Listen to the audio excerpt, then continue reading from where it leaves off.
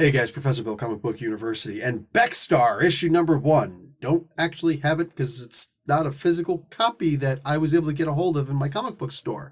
And yesterday I happened to have a game of uh, comic book Jeopardy, and it was freaking hysterical. It was great.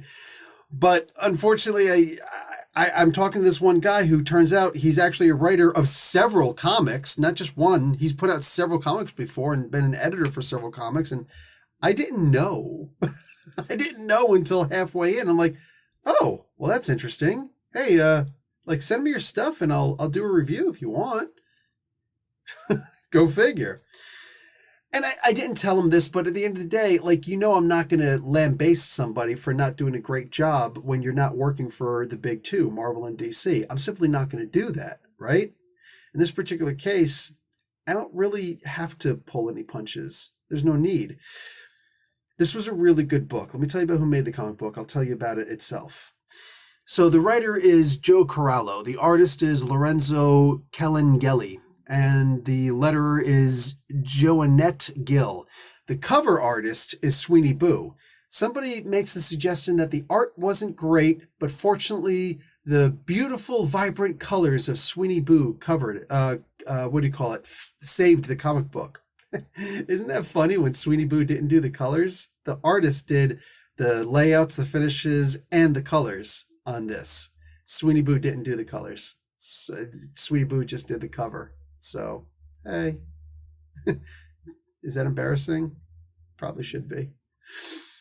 I'm sitting here reading this comic book, and I know that. Listen, you guys know I usually don't look at other people's reviews first. But in order for me to find pictures of this and find who all the people were involved in this, because I guess Joe was working at the time, and I'm an insomniac. I don't sleep very much, so I'm just trying to figure all this stuff. And I found all this stuff online. I'm like, oh, cool. So I see reviews. So I'm like, let's just see what other people are saying about this book that I just read, and it's not going to change my mind in anything. People saying that the story, it didn't seem to understand if it was a fantasy or a sci-fi book. Really? Because I mean, it started out in a futuristic compound. Um, there was a bunch of people going in and trying to kill everybody in the compound, and they were using futuristic guns that could shoot your eyes out. There was an assassin robot coming in to murder people. There was a big casino and streets, and all of it looked like it was in the future. It was very gothic, punk, but not like 90s gothic, like modern goth, not even goth noir. The colors were too bright. The colors that Sweeney Boo did not do, by the way. Like this, it seemed very standard that this was a sci-fi book from beginning to end. I don't know where a lot of these things came from. Somebody else decides to say, oh, there were three strong female characters in there. I didn't see that. I saw three very flawed characters who are obviously meant to be heroes in some way, but they're going to F up in every way, shape, and form imaginable. I don't see this as being any different than, what is it, Rat Kings? Not Rat Kings. Crap. I did a Spotlight story, and I can't remember the freaking name now, because I wasn't expecting to say their names. But anyway, this doesn't seem any different. What, Rat Queens? There we go. No different than Rat Queens. These are very flawed characters who happen to be pretty tough, and in their own independent ways. Each character is not only physically different from each other, but you can tell the difference. If you couldn't see and somebody was reading the comic book to you, you'd still know which character was saying whatever they were saying, because the characters are very unique from each other.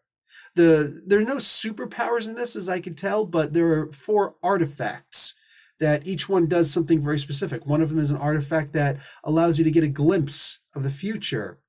The problem is it also winds up making you really, really paranoid of everyone and everything around you. Yeah, wow, gee, powers with consequences. There's also a dagger of luck, which I'm not sure exactly what it does. They say it's luck, but it doesn't always look like luck. Sometimes it looks like paralysis, but it always winds up backfiring. From my observation, it always seems to backfire on the user. Wow, yeah, interesting.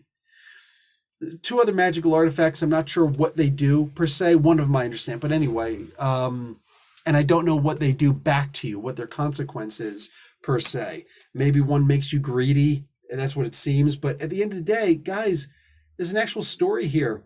There's a story, you know.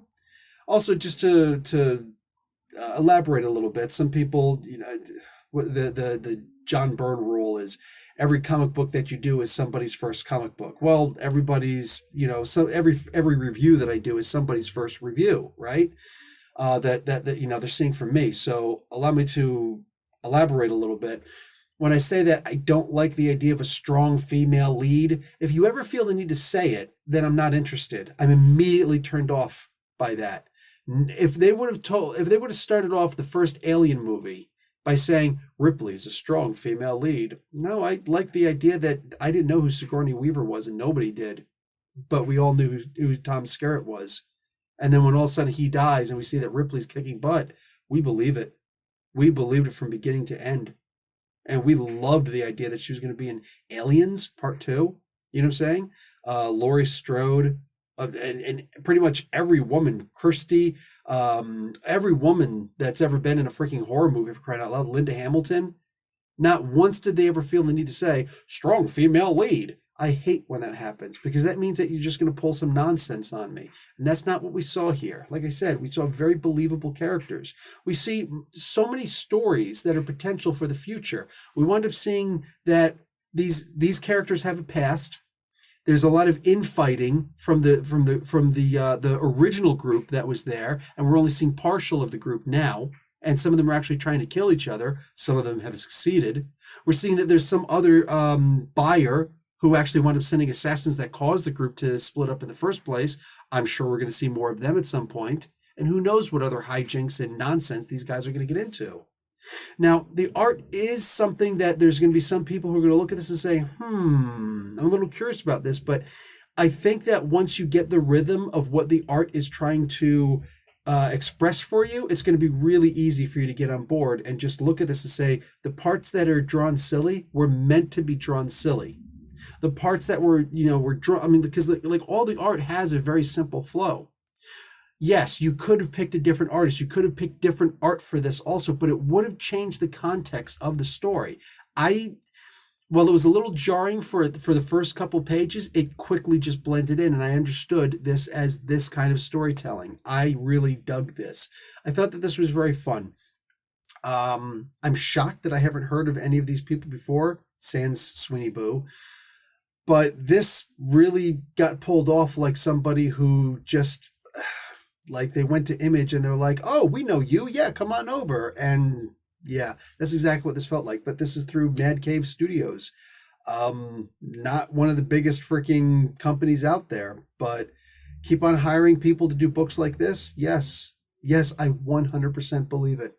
So you're going to become a contender. This was a fun comic book. I enjoyed this, and the characters were people who I can actually be invested in. I'm sorry, that's all I care about in the comic books. I really don't care about anything else. These are new characters. They're not trying to pull nonsensical little, well, what can we do to this person? How can we mess with this person? We got to do something new with these. No, these are brand new characters, brand new, with individual personalities, and you don't have to do anything to them. You can just have them tell their stories. And it's fun to watch it. And I want to see how this unfolds. I want to see where it goes from here on out. I hope that there's a part 2.